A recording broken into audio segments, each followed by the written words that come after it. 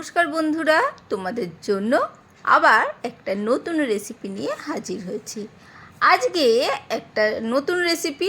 আজকের রেসিপি হচ্ছে রসুন টমেটো দিয়ে ভেটকির রেসিপি। একটু অন্যরকম, কেউ করেছো কি জানি না, দুর্দান্ত হয়। চলো, একদম সহজ, এমন কিচ্ছু জিনিস লাগে না। চলো, সেই ভেটকি মাছের রেসিপি, যেহেতু ভেটকি তো লাগছেই, তার মধ্যে অল্প একটু হলুদ গুঁড়ো, একটু লবণ অবশ্যই মাখিয়ে নিতে হবে, সেই জন্যে একটু হলুদ গুঁড়ো একটু লবণ দিয়ে মাখিয়ে নিচ্ছি। আর যেসব বন্ধুরা নতুন দেখছো আজকে আমাদের রেসিপিটা, তারা অবশ্যই একটা লাইক দিও, পারলে চ্যানেলটাকে সাবস্ক্রাইব করে রেখো। আর মানে এই ধরনের নতুন পুরনো নানা ধরনের রেসিপি আমি শেয়ার করে থাকি, দেখলে ভালো লাগবে, নতুন কিছু শিখতে পারবে, সেই জন্যে বললাম। চলো, ভালো করে লবণ হলুদটা আমি মাছের মধ্যে, মাছের গায়ে মাখিয়ে রাখছি। মাছে যতক্ষণ মানে ভালো করে লবণ হলুদ মাখিয়ে রাখলে জানোই রান্না করতে বা ভাজতে সুবিধা হয়, মাছগুলো তেলে আটকে যায় না, ধরে যায় না। সেই জন্যে সবসময় মাছে ভালো করে মানে অন্তত 30 থেকে 15 মিনিট মানে লবণ হলুদ অবশ্যই মাখিয়ে নেবে। আর বেশিক্ষণ হলে তো আরোই ভালোই হয়, এমন মানে খারাপ হয় না, তা বলে খুব বেশিক্ষণ নয়, 2 ঘন্টা ধরে রাখতে হবে সেরকম নয়। চলো, ভালো করে মাখানো হয়ে গেছে। আর এই দেখো, একদম সিম্পল মশলা। এখানে কিছুটা রসুন আর ওই মাঝারি সাইজের 2খানা টমেটো আর কাঁচা লঙ্কা নিয়েছি, ঝাল অনুসারে কাঁচা লঙ্কা নেবে। এখানে সর্ষের তেলে রান্না হবে, তাই কড়াইয়ের মধ্যে সর্ষের তেল দিয়ে নিচ্ছি। ভালো করে সর্ষের তেল দিয়ে মাছগুলো আমরা ভেজে নিয়ে আসছি।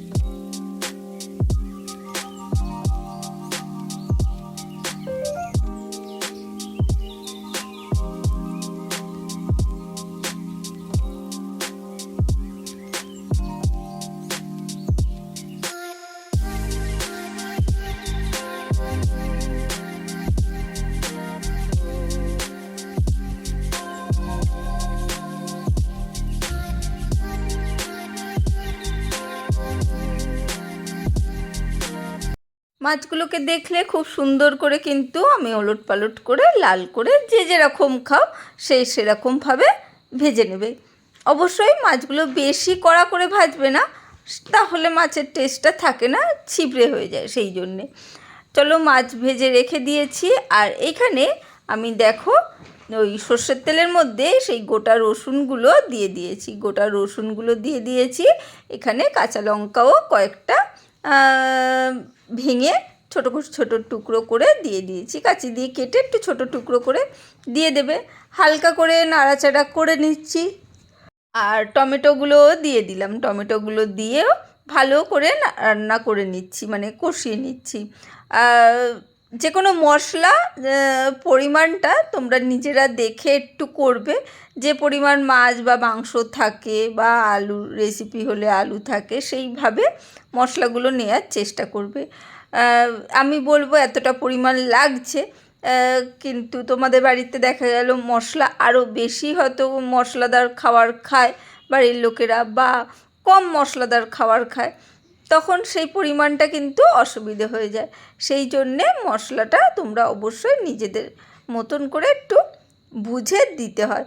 আর এখানে রসুন, তারপরে টমেটো, কাঁচা লঙ্কাগুলো হালকা করে ভেজে নিয়েছি।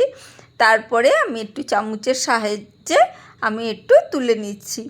তুলে মিক্সিতে পেস্ট করতে হবে, তার আগে একটু ঠান্ডা করে নিতে হবে, হালকা ঠান্ডা করে তারপরে কিন্তু মিক্সিটা চালাতে হয়।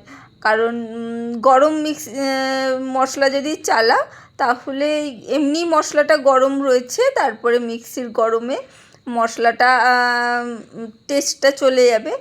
আর মিক্সির মধ্যেও হাওয়া যখন পাস হতে পারবে না, তখন চাপ দিয়ে ওপর দিয়ে উঠে সর্বস্ব মানে চারিদিকে কিন্তু ছিটকে যেতে পারে, আর হাতেও ভাপ লাগতে পারে।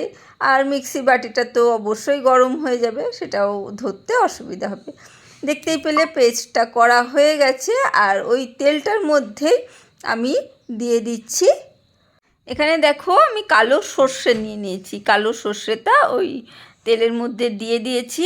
আর কিছুটা কারি পাতা এর মধ্যে তেলের মধ্যে দিয়ে দিলাম। আর কারি পাতা আর সর্ষে তো তেলের মধ্যে, গরম তেলের মধ্যে দিলে সারা দিকে ছিটকা ছিটকি করবে, তাই গ্যাসের ফ্লেমটা লো রেখে এর মধ্যে দেবে। আর তেলটা যেহেতু গরম ছিল সেই জন্যে গ্যাসের ফ্লেমটা লো রেখে দেবে, তাহলে বেশি ছিটকাবে না।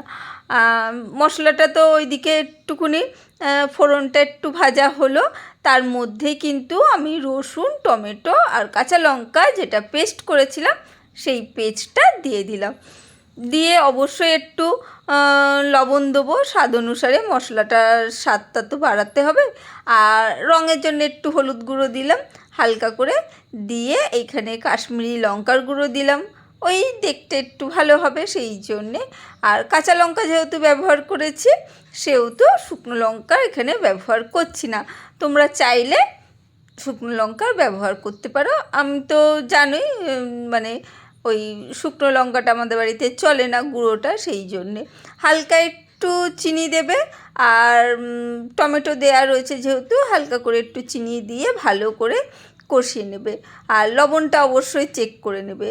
আর এখানে দেখো টক দই দিয়ে দিচ্ছি, 2 চামচ মতন উঁচু করে টক দই দিয়ে দিলাম। আর গ্যাসের ফ্লেমটা একদম লো রেখে এবারে টক দইটা দিয়ে ভালো করে কষিয়ে নিতে হবে।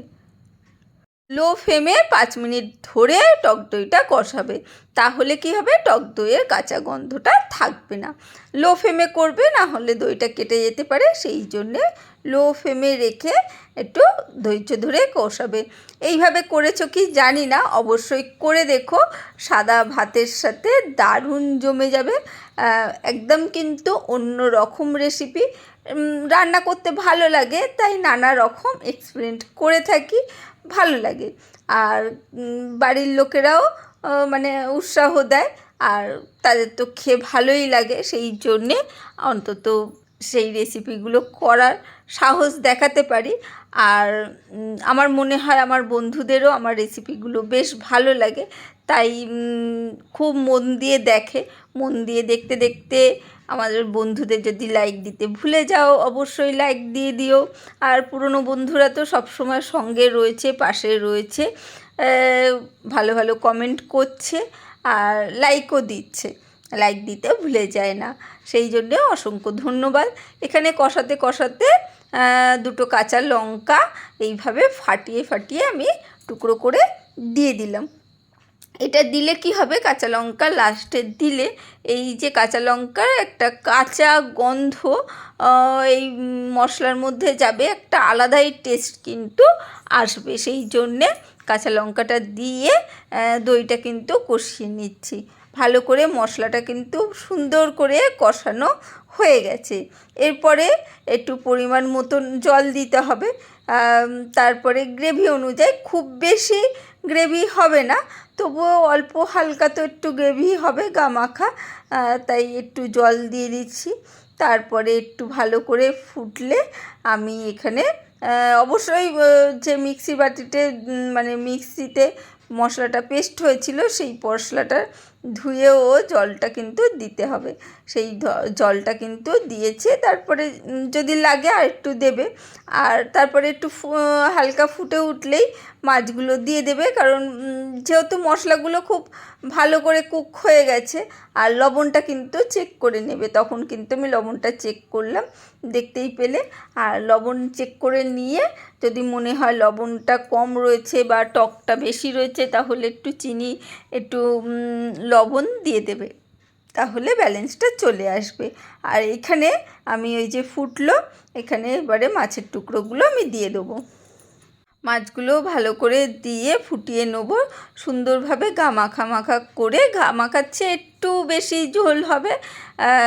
আর দারুণ কিন্তু খেতে হয়েছিল। সাদা ভাত দিয়েই অবশ্যই ট্রাই করো, ভালো লাগবে। পোলাও দিয়েও কতটা ভালো লাগবে বা কি ট্রাই করিনি, বলতে পারবো না। যদি তোমরা পোলাও দিয়ে ট্রাই করো বা ফ্রাইড রাইস দিয়ে ট্রাই করো তাহলে বলো। চলো, টাটা, বাই বাই। আবার দেখা হবে অন্য কোনো দিন অন্য কোনো ভিডিওতে। লাইক কমেন্ট শেয়ার করতে ভুলো না। আজকের জন্য বাই বাই।